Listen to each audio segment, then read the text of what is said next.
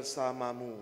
dan bersama rohmu. Inilah Injil suci menurut Matius. Dimuliakanlah Tuhan.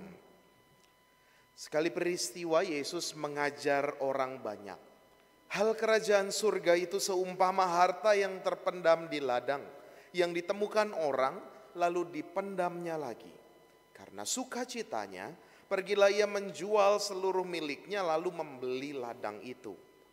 Demikian pula hal kerajaan surga itu seumpama seorang pedagang yang mencari mutiara yang indah. Setelah ditemukannya mutiara yang sangat berharga, ia pun pergi menjual seluruh miliknya lalu membeli mutiara itu. Demikianlah sabda Tuhan. Terpujilah Kristus.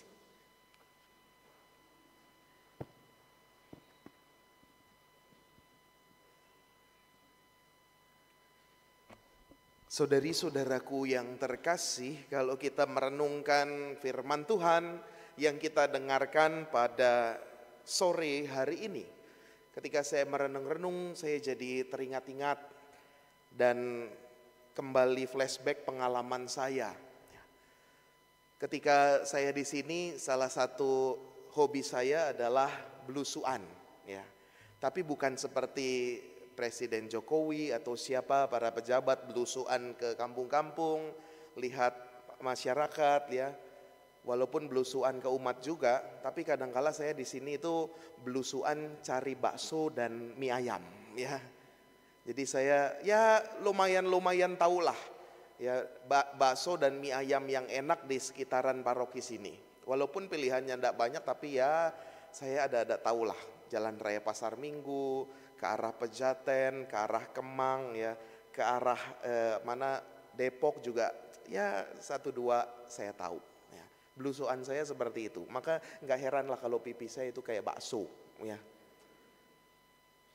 Tapi saudari-saudaraku terkasih, ketika menemukan tempat yang baksonya enak, lalu juga mie ayamnya itu enak, ya, harus belusak-belusuk ke sana sini, ya, coba sana sini, dan rasanya itu berbahagia, rasanya itu seneng. Ya. Atau kalau sekarang food vlogger itu istilahnya mereka menemukan hidden game. Wah, ya, kalau di YouTube kita dengar Next Carlos, ya, yang mantap, wah, makan cuy gitu kan.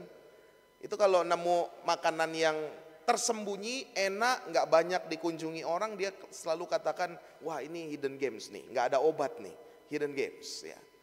Sesuatu yang mesti maksudnya kalau nyarinya itu susah, lalu makanannya enak, wah ini sesuatu harta yang tersembunyi nih, permata yang tersembunyi, sesuatu yang berharga, bernilai. Jadi saya teringat juga ketika menemukan tempat makan yang enak itu ada rasa bahagia juga, ada rasa senang juga ya ketemu tempat-tempat begitu. Lalu memang biasanya saya rekomendasikan, ini kesini enak. Dan yang menarik adalah tadi ya, istilah hidden game itu sekarang sudah sangat biasa sekali. Di YouTube kita sering mendengar itu, wah nggak ada obat nih tempat ini. Atau bukan hanya tempat bakso atau mie ayam, atau tempat-tempat kafe misalkan, tempat kopi. Sesuatu kita juga mencari, wah favorit ke sana, luar biasa, enak. Atau kalau kita lihat perkembangan film, ya, film Hollywood, film Indonesia dan lain sebagainya, itu ceritanya sebenarnya intinya sama. Kalau Anda nonton, ini spoiler sedikit ya, kalau Anda nonton Mission Impossible yang terakhir, filmnya 3 jam, yang dicari cuma kunci, ya. Yang dicari cuma kunci, udah 3 jam muter-muter ceritanya, ya, lawan ini lawan itu, kesana kemari, cuma supaya dapetin kunci aja. Atau film yang dari dulu selalu bertemakan harta karun itu Indiana Jones, ya. Selalu ceritanya itu mencari harta karun dan menemukannya dan lain sebagainya. Kayaknya banyak sekali film tentang harta karun itu. Pirates of Caribbean juga demikian kayaknya saya kira. Dan macam banyak contoh yang bisa kita temukan, ya, bagaimana harta karun itu menjadi satu yang dicari-cari orang. Bahkan kalau sekarang mungkin juga masih ada orang-orang yang mencari harta karun. Saya dulu waktu kecil tuh di rumah saya, dekat rumah saya itu ada rumah kecil itu selalu ramai orang gitu. Saya juga bingung kenapa ini rumahnya sederhana tapi selalu ramai orang.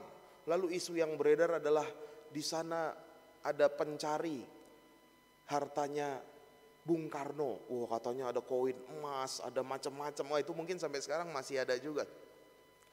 Macam-macam hal yang bisa kita saksikan atau kita juga mungkin dalam diri kita juga kadang-kala ada pencarian-pencarian yang membuat kita bahagia ketika menemukan sesuatu dan lain sebagainya.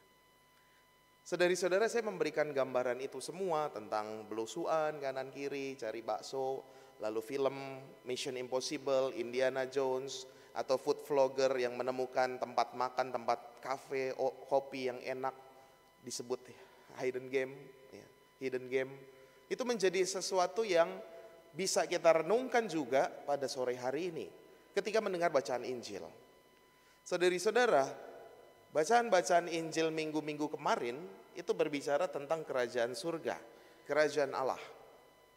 Kalau minggu lalu kita tahu tentang lalang dan gandum, ragi, atau tentang biji sesawi. Atau minggu lalunya lagi tentang penabur yang menaburkan benih dan lain sebagainya.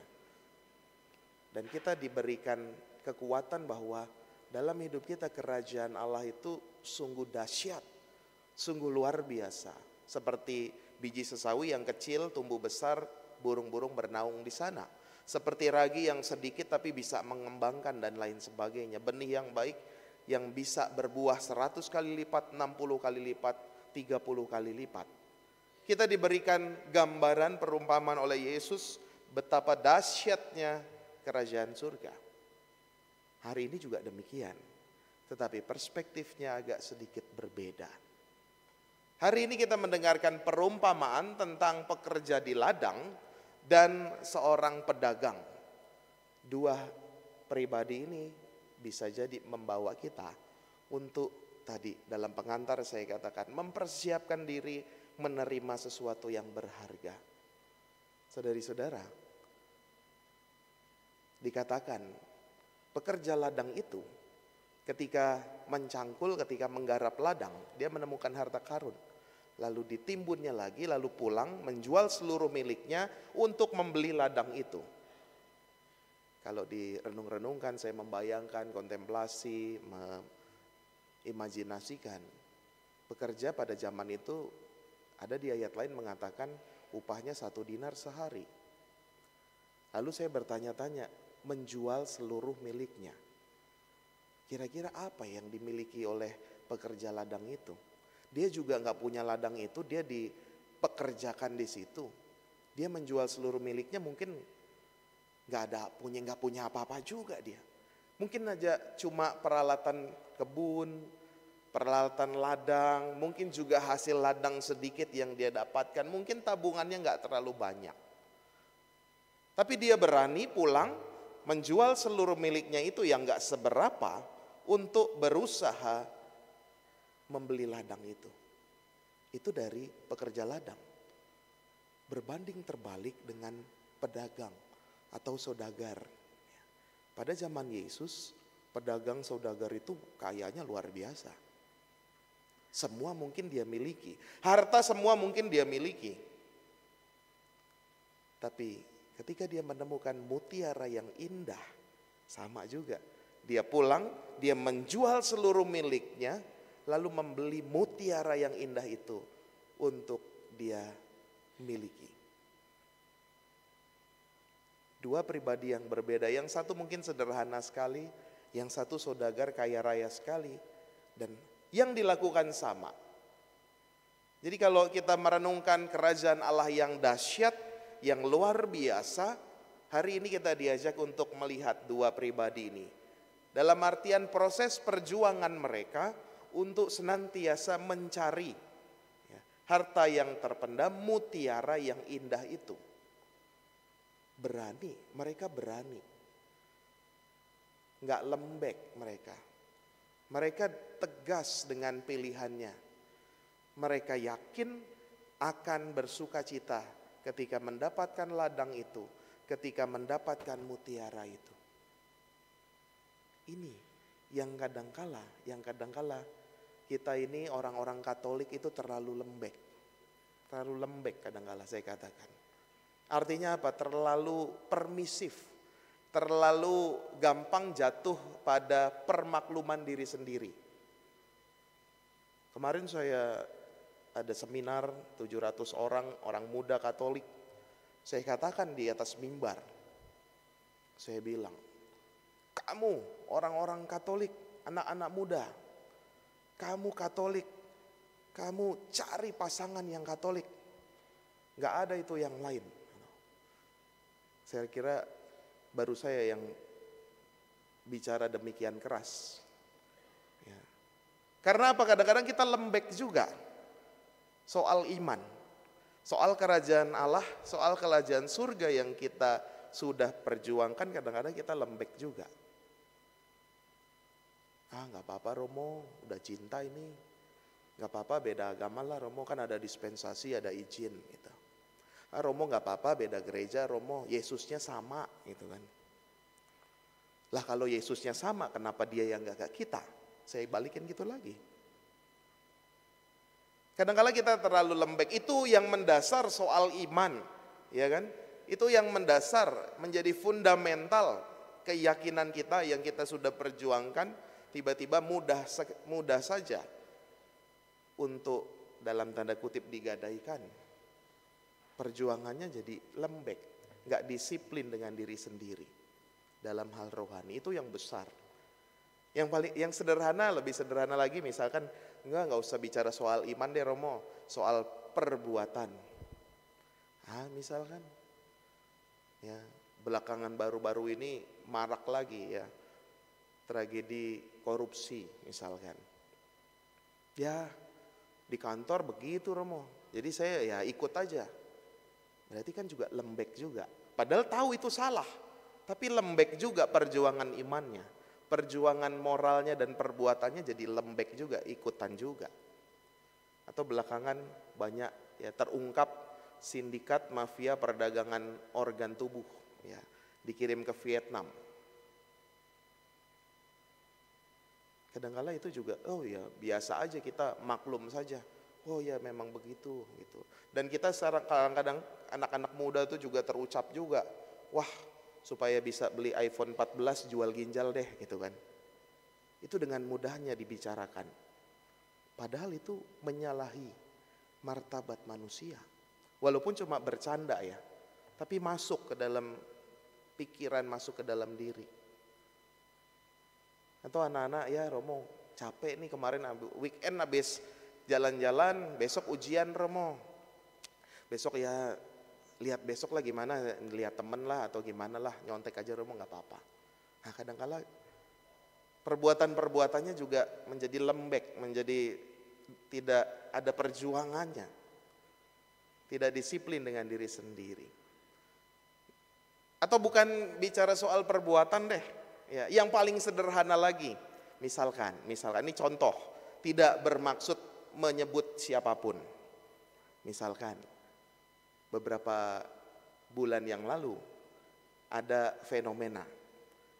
Kalau misa sore yang jam 5 Sabtu atau Minggu, itu kalau jam 4 ya, langit-langit mulai gelap ya, artinya awan-awan itu mulai mendung. Jam 4 itu wah kayaknya saya udah lihat dari kamar nih, wah mendung. 4:30 saya lihat, wah parkiran masih kosong nih, gitu kan. 5:15 ya, saya lihat biasanya udah pada datang tuh, wah ini masih sepi ya. Saya turun ke sakristi, saya tanya, gimana umat banyak? Ya Romo, seperti misa harian Romo ya, misa harian artinya sedikit ya paling 100 orang 200 orang gitu Romo. Dan biasanya kalau tambah hujannya ya sudah mulai dengan sepi. Walaupun nanti dalam waktu berjalan berdatangan. Tapi biasanya kalau fenomena itu hujan sedikit ya, saya itu biasa memundurkan misa 5 menit supaya Anda nggak merasa telat. Ya, saya tahu karena harus hujan-hujanan harus persiapannya ekstra. Tapi kadang-kala ada juga yang udah siap berangkat, lihat langit mendung, hujan rintik-rintik, ya udah minggu depan aja deh, gitu kan. Padahal udah siap, gitu. Hal yang sesederhana itu aja kadang-kala kita begitu lembek. Padahal kalau dibandingkan, saya tuh kadang-kadang juga lucu. Dengan Tuhan kita itu begitu lembek, begitu tidak disiplin, jarang sekali mau berkorban. Tetapi ketika dengan urusan kantor, dengan urusan sekolah, ya, dengan urusan percintaan itu kadang-kala perkorbanannya itu nggak masuk akal gitu. Ya, udah pulang dari kantor, malam masih kerja lagi, ya, wah semangat tuh, lembur dah. Ya. Nggak tidur dah sampai pagi. Pokoknya besok harus beres, dikerjain tuh, disiplin tuh kalau begitu. Berkorban mau. Tapi kalau ke gereja hujan dikit udah males deh, besok aja. Ya. Sama kalau pasangan yang lagi kasmaran gitu ya. Ada cerita yang laki-laki tuh tinggal di Serpong, yang perempuan tinggal di Bekasi. Ya. Karena saking cintanya, masih pacaran. Ya. Saking cintanya, setiap pagi, setiap hari, yang cowok dari Serpong jemput ke Bekasi. Ya. Lalu setelah jemput, ngantor yang cewek di Kuningan, ya kan? Pergilah diantar ke Kuningan. Tapi cowoknya setelah ngantar ceweknya, berangkatlah ke daerah Grogol, ya. Bayangkan itu. Dari Serpong, Bekasi, Kuningan, lalu ke Grogol. Wah, itu dijabanin tuh tiap hari, pagi sore. Sorenya kebalik, dari Grogol Kuningan, Kuningan Bekasi, Bekasi baru Serpong. Itu kalau naik ojek online itu udah ditolak tuh, ya. Lebih dari 25 kilo, ya. Lebih dari 25 kilometer udah gak mau tuh ojeknya tuh. Ya. Tapi karena cintanya dijabanin, diperjuangkan dengan sungguh. Saya tanya, capek? Ya capek Romo, tapi ya gimana Romo? Lagi cinta, ya. Itu pas pacaran.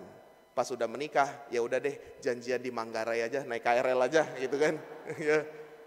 Pulangnya gimana? Udah naik ojek online lah ya. Biasanya begitu. Itu mau menggambarkan kadangkala kita itu terlalu lembek. Kurang disiplin, kurang berjuang, terlebih soal iman. Saya juga merenung-renungkan kenapa ya? Kadangkala kita soal iman tuh kadang begitu permisif, begitu ya udah maklum Romo. Apa karena iman itu nggak kelihatan? Atau karena iman itu begitu private, ya, menyasar di dalam hati kita masing-masing sesuai dengan keyakinan kita? Tampaknya enggak juga sebenarnya. Bahwa kita udah dididik banyak, kita setiap hari berdoa, mendengarkan firman Tuhan, kita dapat berkat-berkat yang luar biasa, tapi kadangkala untuk berjuangnya itu kita kurang gigih, kurang berani untuk disiplin. Kita mau hari ini bersama para pekerja ladang itu dan pedagang itu, kita mau juga mengusahakan diri. Berjuang dengan gigih, berjuang dengan keras.